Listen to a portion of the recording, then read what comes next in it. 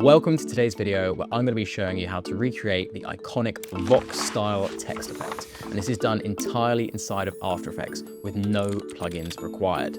Now, this is quite simple, but it has a really impactful look, and it's obvious why they use it for most, if not all of their graphics, as it can take normal, boring looking text and turn into something highly engaging and looks really professional. So without further ado, let's jump straight into After Effects and let's get started. Okay, so we've got ourselves our new project here. Let's go ahead and create a new composition. I'm just going to go ahead and make it square for the sake of the video, but obviously this can be whatever aspect ratio you want. Background color, white, and here we go.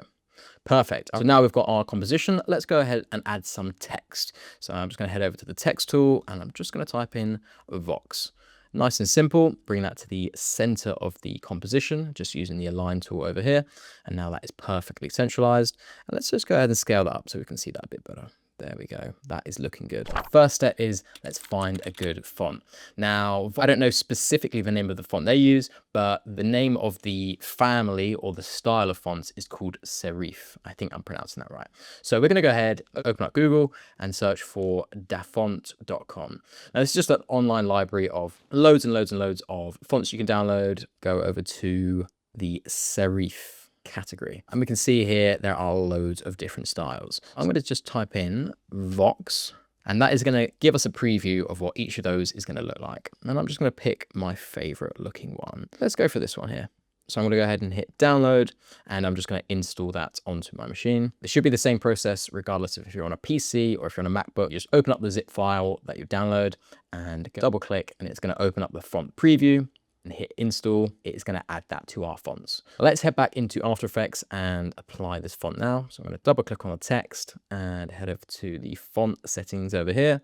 I've typed it in and we can see we have changed the font. That's looking good. That is definitely on the right tracks for the style that we are looking for and trying to recreate. So step 2, we are going to keyframe the scale of the text to just kind of give it that enlarging sort of effect, like it's popping out of the screen.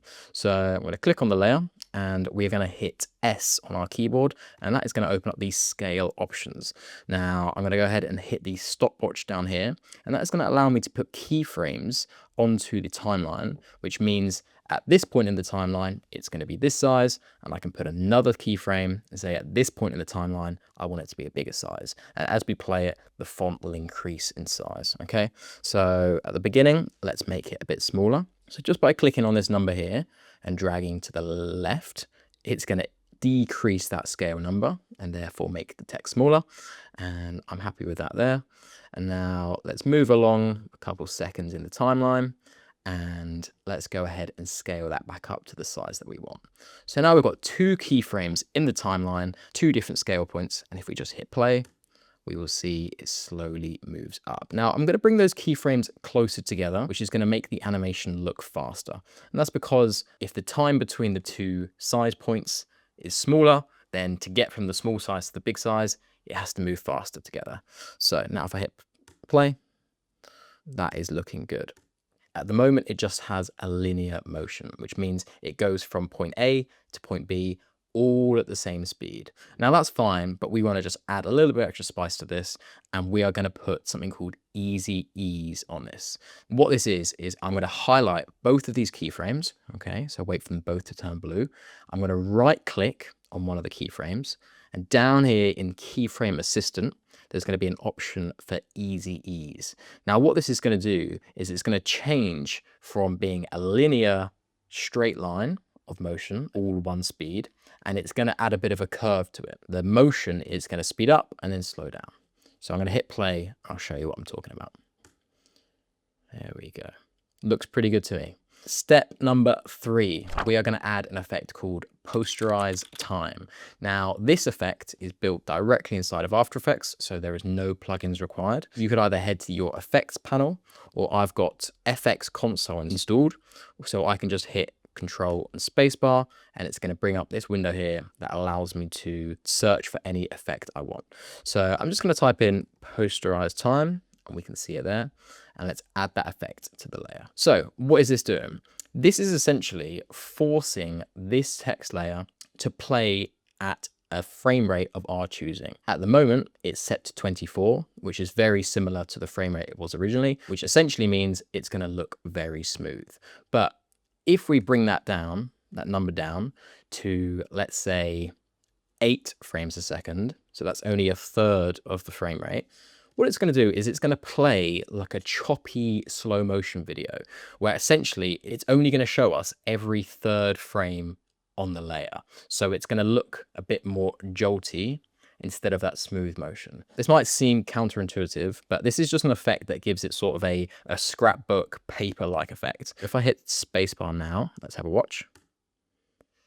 There we go. So we can see it's way more choppy than what it originally looked like. So the lower the number, the more choppy this is going to look. So let's go ahead and stick with 8 for now. Next up, we are going to be adding another effect, and it's called the simple choker effect. Now, this effect, we're going to keyframe in at the beginning, and it's going to give the text this like inky sort of dispersing look. And I'll show you right now. We're going to select the layer. We are going to go into the effects panel and add simple choker. And we can see it right there. It is now up in our effects control box, and we are going to keyframe at the exact points that we have for the scale. So I'm going to be hovering over the right hand keyframe here. And I'm just going to click the stopwatch icon next to where it says choke matte. So I'm going to click that. And now I'm going to move the timeline back to the very beginning. And I'm going to increase this number, which is going to increase the effect on it. So let's have a look here. Okay, so you see as I'm turning that number up, it is kind of dissolving the text. So if at the beginning of our timeline, we have it, the text completely dissolved, and then if at the end of our timeline, we have the text completely visible, then as we hit the play button, the text is going to kind of merge out of the paper. So let's go ahead and hit play and watch that. There we are. I think that's really cool. So we are now going to go ahead and kind of roughen up the text a little bit. And this is going to be adding an effect called Turbulent displace.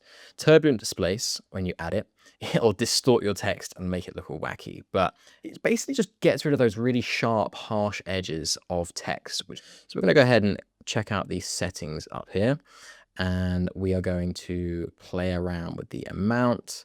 I think I found the sweet spot, and it's the amount is at 50 and the size is 2. It means that there's loads of waves in the text. So if we zoom in here, we can see, but the size of them is really small. So it's really small squiggles.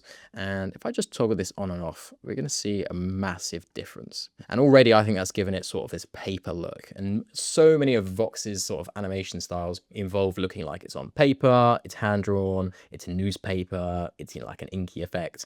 And this is really a way that it kind of takes the harsh edge off of the text. Let's have a look at the background now. We're going to head over to a website called texturelabs.org. Now, this is a website that is entirely free, and it has every single texture that you could possibly imagine. So essentially, you can download images and use them as backgrounds, as texture layers, and that is what really sets apart basic After Effects videos to really high quality, realistic looking animations. I'm looking for maybe some lined paper. I'm going to go ahead and click on this one, and I'm just going to download the medium size. So we have downloaded that texture and bring it into our timeline. Okay, cool. I've dragged that in. Let's just put that underneath the text layer here. Now we've done the hard work already. We can duplicate this text layer if we want to add more text. I'll just hit Command D whilst the layer is selected, and that's going to duplicate whatever layer that our mouse has clicked on. Now we could just change this to style animation. Okay, and we're just going to bring down the size. Ooh, misspelled style. Here we go. Style. Let's go ahead and find a grid to add to the background. So just on Google, and I'm typing in black grid on white background. Let's go for thin black grid.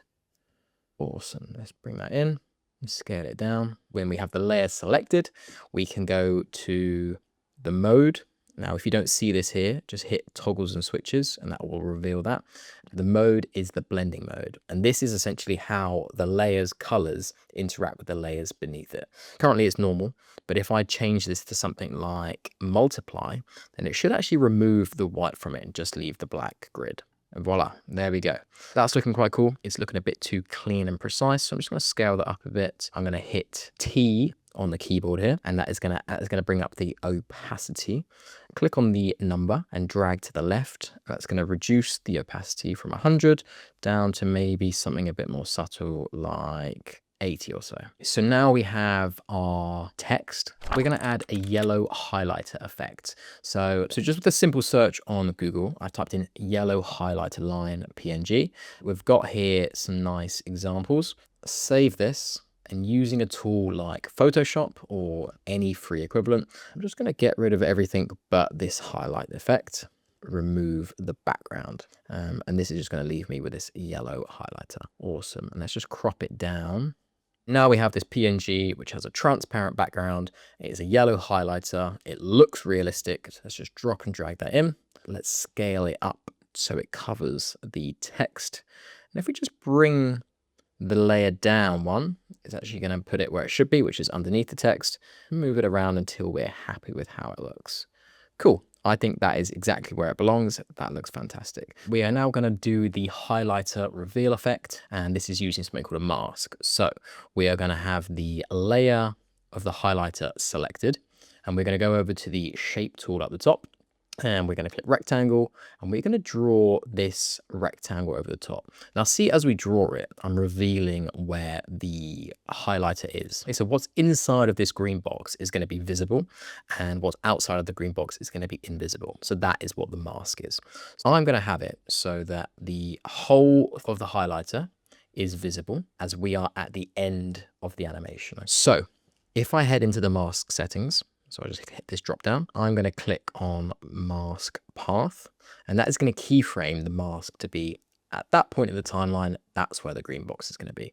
So we can now go back through the timeline to the beginning, and we can change where this green box is going to be so that we can't see the highlight line. If I just use my keys on my keyboard from left to right, I can shift the box all the way to the left. And this means that at the beginning of the video, the green box is going to be left, and then as the video plays, the green box will shift to the right, and in doing so, it will reveal a highlighter effect, making it look like it's been drawn on. Let's hit play and have a look.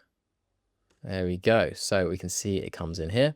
Now, we don't really want the highlighter to be coming in until the text is basically there. So we're going to just click on the keyframe and just drag that later into the video.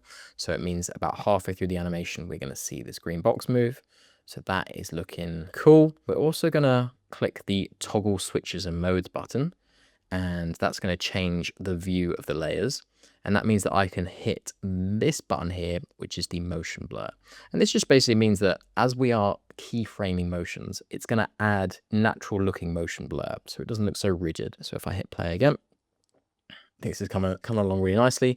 Let's just do what we did earlier with the easy ease. So if I highlight both of these keyframes and I right click, keyframe assistant, easy ease, that is going to change it from being a completely linear motion, so from point A to point B, all at the same speed, and it's going to give us this like S-shaped sort of curve where it's going to be slow, and then it's going to speed up a bit and then slow down.